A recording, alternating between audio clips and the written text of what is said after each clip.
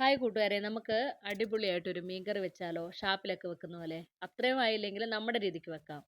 ആദ്യം പാനെടുത്ത് ചൂടായി കഴിഞ്ഞപ്പം വെളിച്ചെണ്ണ ഒഴിച്ചു കൊടുത്തു. കടുക് പൊട്ടിച്ചു. ഇഞ്ചി, വെളുത്തുള്ളി, ഉള്ളി, പച്ചമുളക് ഇത്ര ഇട്ട് നന്നായിട്ട് വഴറ്റി ആവശ്യത്തിന് ഉപ്പും കൂടെ ഇട്ടിട്ടുണ്ട്. ഇത്രയല്ല, നമുക്ക് പിന്നീട് ഇട്ട് കൊടുക്കാം. നന്നായിട്ട് വഴറ്റി അതിനകത്തേക്ക് 2 കുടംപുളി ഇട്ട് കൊടുത്തിട്ടുണ്ട്. തക്കാളിയും കൂടെ ചേർത്തിട്ടുണ്ട്. നന്നായിട്ട് ഇത് വഴറ്റിയെടുക്കാം. നല്ല ഫ്രഷ് കറിവേപ്പില ഇട്ട് കൊടുത്തിട്ടുണ്ട് കേട്ടോ. പൊടികൾ ചേർക്കാം. മുളക് പൊടി, മഞ്ഞൾപ്പൊടി, മല്ലിപ്പൊടി, ഉലുവാപ്പൊടി ഇത്ര ഞാൻ ചേർത്തിരിക്കുന്നത്. ഇതിൽ കൂടുതൽ ഞാൻ ചേർത്തിട്ടുണ്ട്. എനിക്ക് ആവശ്യത്തിനുള്ള പൊടികൾ ഞാൻ ചേർത്തിട്ടുണ്ട്. ഇത് നിങ്ങളെ കാണിക്കാൻ വേണ്ടി ഞാൻ അങ്ങ് ഇട്ടെന്നേ ഉള്ളൂ. അത് കഴിഞ്ഞ് ഞാൻ ചേർത്തായിരുന്നു. നന്നായിട്ട് പച്ചമണം പോകുന്ന വരെ വഴറ്റിയെടുത്തിട്ടുണ്ട്.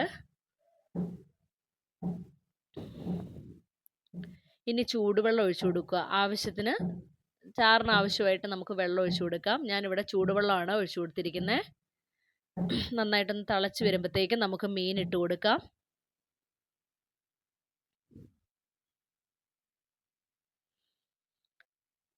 ഞാനിവിടെ തിലോപ്പിയ എന്ന് പറയുന്ന മീനാണ് ഇട്ടിരിക്കുന്നത്. എന്താ പറയുന്നതെന്നൊന്നും എനിക്കറിയത്തില്ല. അങ്ങനെ തന്നെയാണെന്ന് തോന്നുന്നു. ഈ മീൻകറി ഇന്ന് കൂട്ടുന്നതിനെക്കാട്ടും നല്ല നാളെ കൂട്ടുന്ന കേട്ടോ. ഞാനിവിടെ കപ്പ മേടിച്ചിട്ടുണ്ടായിരുന്നേ. അപ്പോൾ അതുകൊണ്ടാണ് ഇങ്ങനെ മീൻകറി വെച്ചത്.